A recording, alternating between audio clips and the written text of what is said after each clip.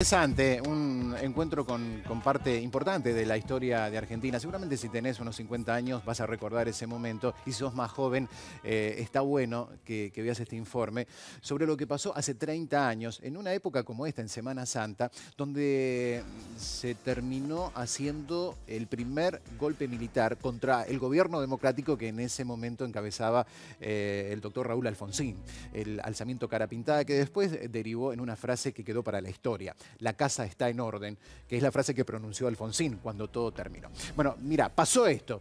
Te contamos una primera parte.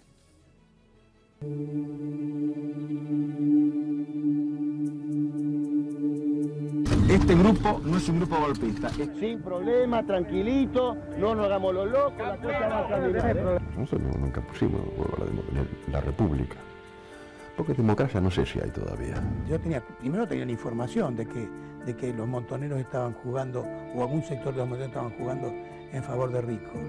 Y en segundo lugar, también tenía conciencia de que esto era una maniobra de la derecha y de la izquierda, de inteligencia básicamente. Compatriotas, ¡felices Pascuas! Lo volvería a hacer otra vez.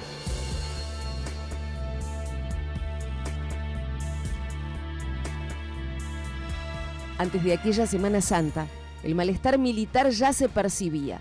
Como en el horizonte las nubes negras anuncian un temporal. Con convicciones democráticas en su ADN, el presidente Raúl Alfonsín quería integrar las Fuerzas Armadas al orden constitucional, castigando a represores y golpistas. Los responsables del terrorismo de Estado ya habían sido enjuiciados, pero faltaban los juicios contra los militares de rango medio. Alfonsín quería separar la paja del trigo y la ley de obediencia debida era algo que el gobierno ya analizaba, pero la semilla de la sublevación había germinado. Si usted se pone a pensar, Videla nunca mató a nadie. Videla dio las órdenes para que otros maten. Entonces, ¿qué pasaba? Que en la práctica había muchos oficiales de baja graduación que eran requeridos por la justicia y muchos generales que habían dado las órdenes no eran molestados.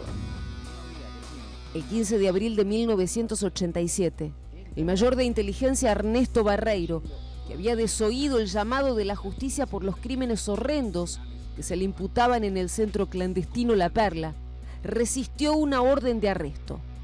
Aquel acto de rebeldía fue la excusa para desplegar un plan que venía gestándose en la mente de un teniente coronel que decía ser un héroe de Malvinas. La guarnición está tomada enteramente por personal de suboficiales y oficiales, los cuales tienen la cara pintada. ¿Me puede explicar? ¿Me lo puede explicar? A lo Rambo, con las caras pintadas, los hombres de la Escuela de Infantería de Campo de Mayo se sublevaban a las órdenes de Aldo Rico. No somos enemigos de la población, ni somos enemigos del gobierno, ni queremos que se vaya el gobierno. Este es un problema estrictamente militar. Este es un problema estrictamente militar. 50 metros de la entrada de la puerta 2 de Campo de Mayo. Aquí nos encontramos con esta manifestación de alrededor de 500 personas que están siendo enfrentadas por un cordón policial para impedir que sigan avanzando. En este momento están cantando el himno nacional.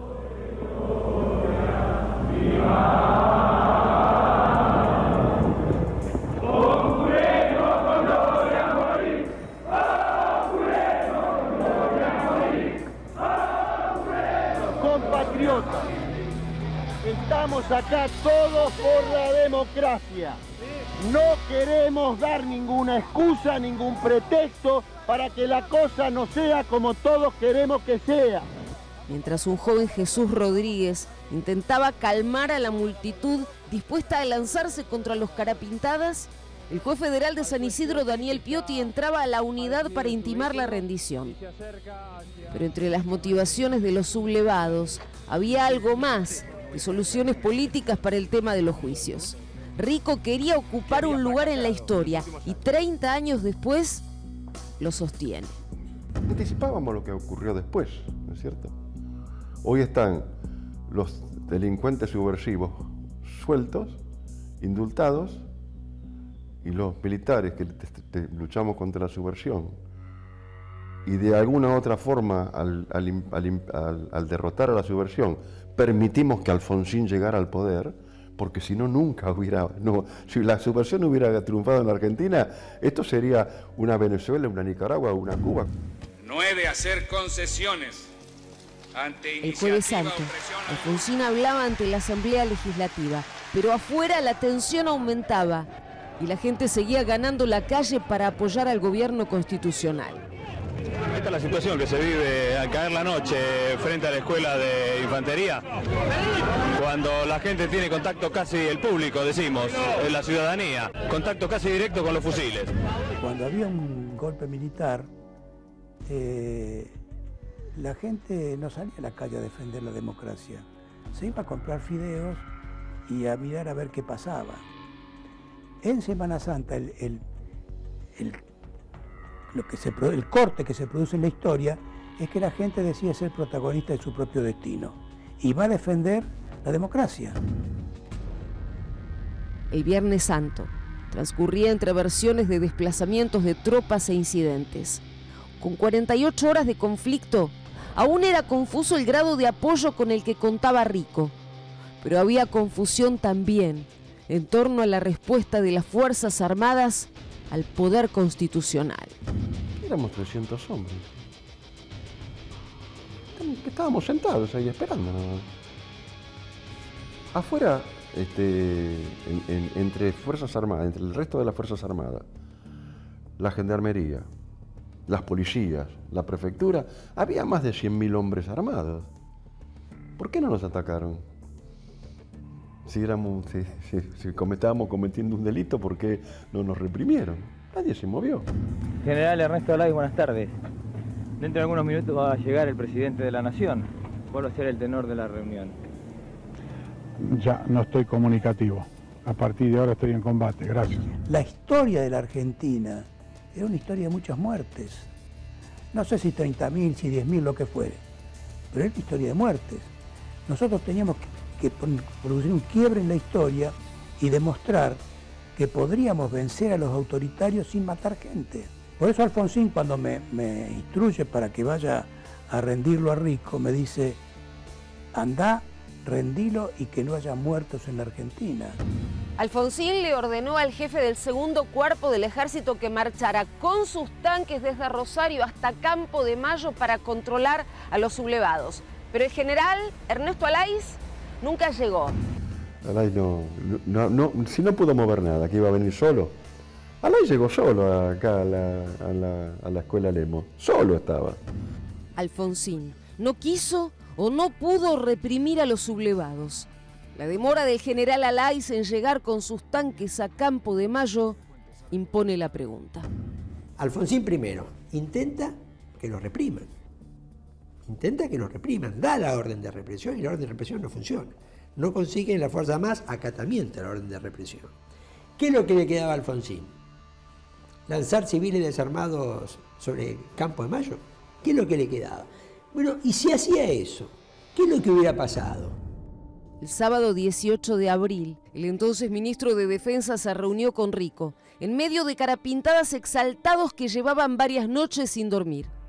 Luego de 5 horas tensas, Jaunarena dejó Campo de Mayo convencido de que los sublevados entregarían la unidad. Pero las primeras luces del domingo de Pascua trajeron malas noticias. Han surgido dificultades de último momento, sí, han surgido muchas dificultades. No les puedo decir, realmente la situación es grave. Saldré personalmente a Campo de Mayo. La situación se había complicado y frente a una plaza de Mayo repleta, Alfonsín anunciaba que le pondría el cuerpo al conflicto. Le pido que me esperen acá.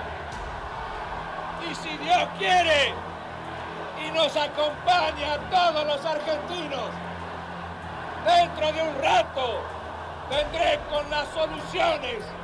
Dentro de un rato vendré con la noticia de que cada uno de nosotros podemos volver a nuestros hogares para darle un beso a nuestros hijos y en ese beso decirles que le estamos asegurando la libertad para los tiempos. Para mí que Alfonsín no haya ido a Campo de Mayo no era necesario. Él pudo haber conducido ese mismo acuerdo, negociación, como lo queramos llamar, a través del ministro de Defensa o otra figura del gobierno. Es decir, es una decisión de un político. Ahora, punto es que, ¿no es cierto?, Alfonsín, a partir de que va a Campo de Mayo, le da a Rico y al fenómeno Cara Pintada un estatus político. Alfonsín voló a Campo de Mayo. Ese fue el comienzo del fin del conflicto, o tal vez no. Este es el ejército que se autolimitó para no enfrentarse a ese pueblo que nos insulta.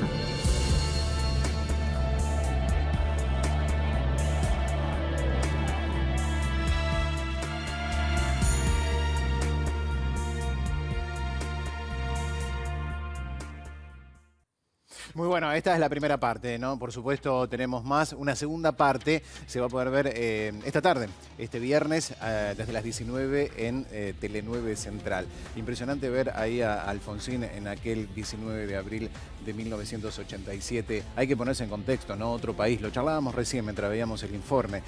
Por ahí los más jóvenes hoy están acostumbrados a vivir y a crecer en democracia, pero en ese momento era una nueva democracia que tenía apenas 4 años, porque había terminado el terrible régimen militar en el año 83 y apenas tenía 4 años de democracia, que no estaba del todo consolidada y sí estaba muy fuerte la incidencia de los militares y además el fantasma de los militares, como que parecía que iban a volver en cualquier momento, ¿no? Ese era el miedo que había en la sociedad, por eso todo el mundo se volcó ahí a Plaza de Mayo, obviamente apoyando al gobierno de Alfonsín, que ahora en perspectiva te das cuenta que hizo mucho por la democracia, claro, sí, por sentar por lo menos bases sólidas para una democracia que hoy tenemos y disfrutamos. Por eso hoy cuando unos opinan de un lado y otros opinan del otro y no pasa nada, bueno, no fue siempre así. Hasta hace poquito opinar era casi un delito y podía ser hasta castigado con la muerte en una Argentina no tan lejana. Por eso para los más jóvenes existió hace poco y en ese momento había mucho temor de que volvieran los militares. Sí, y felicidades a la gente de Archivos. La verdad que las imágenes son increíbles. Pasaron 30 años y tenemos en el archivo de Canal 9, del noticiero fundamentalmente, unas imágenes realmente increíbles. Bueno, la segunda parte hoy a las 19 en Tele 9 Central. No te la pierdas porque realmente está muy bueno. Buen trabajo de nuestra compañera Andrea Duplá, exactamente, sí, para recopilar todo. Y está bueno no olvidar, ¿no? La historia siempre hay que tenerla presente para no repetir errores. Y me voy